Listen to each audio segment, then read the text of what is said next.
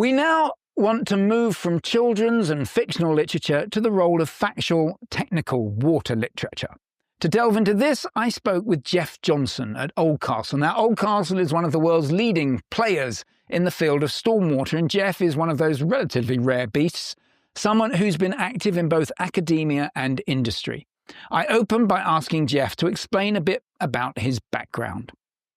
Yes, I've been with Oldcastle for about 4.5 years now. And prior to that, I was in academia for about a decade at North Carolina State University. And there I was with a stormwater engineering research group and at NC State. And, by chance, I have on my NC State shirt here today, is the premier preeminent research group for stormwater engineering in the world. I had a great pleasure of being mentored by a professor there and then joining him to work and help lead his research group for a number of years, Dr. Bill Hunt. And he is, at the time, and he probably still is based off of how prolific his research team is, the most authored person in the world on stormwater engineering, with a really strong focus on field-based research and how to translate that into the profession. I'm so pleased you mentioned that, because the whole reason we're talking today is this is part of a broadcast around why do we need to keep educating ourselves on water. We've started looking at why we educate children. I think that's obvious. We want children to understand their environment. But why do we still need to do it once we've learned it? Why do you think we need to keep doing these research papers? Yeah, that's a great question. I think one of my favorite quotes, I'm a lifelong learner. I think it's really important. And one of my favorite quotes is Albert Einstein. And he said one time that the more I learn, the more I realize what I don't know.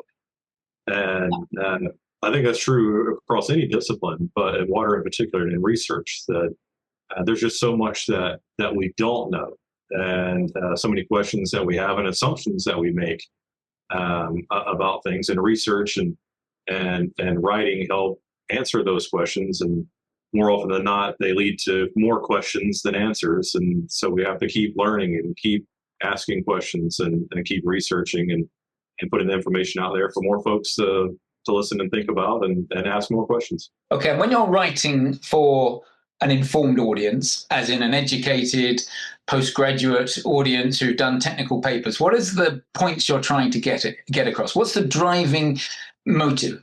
My example being that if you're writing for children, you're trying to inspire them, you're trying to get them to think wider than the little world they're operating in. But that's not the case when you're writing a scientific paper or a technical paper. I might argue that it's not altogether too different. One of the most important pieces of an academic paper is future work, the future work section. That's one that a lot of people, they'll skip down to. They'll read the abstract, they'll read some of the findings, and they'll read the future work of what needs to be done based on what's next. Yeah, what are the questions that you have? And people build off of that and say, okay, these are what the experts are saying that we need to be looking at in the future. And so you're still trying to inspire and ask more questions and say, this is what worked, this is what didn't work, and how do we build off of this? Excellent. I love this idea that whether you're writing for an audience that's 6 or an audience that's 66, inspiration is what you're after all the way through. So that begs the question, what was the last paper you read and what did it inspire you? How did it inspire you? That is a great question. I read a paper out of Ohio State University. A good friend of mine is a professor there, and they did some work on looking at PFAS migration through bioretention, which is a common stormwater practice, and how PFAS is distributed and whether it's captured within bioretention at all. And it really posed more questions than answers. It did work some, but it was no real distribution, no real trend in its distribution to be able to target PFAS in any sort of like coherent way, which leads to more questions about PFAS as a whole and how do we treat it and capture it from stormwater runoff, particularly from industrial sites. So that's my most recent read. I love it. I love the fact that it's still inspiring you. So you heard it loud and clear there. If we want something to be impactful, then irrespective of whether it's children's literature for a kindergarten audience or a technical paper being presented at an international conference, it needs to inspire. Now remember that when you're writing your next report. If you make it inspiring, not only will someone remember what you wrote, they might even act upon it.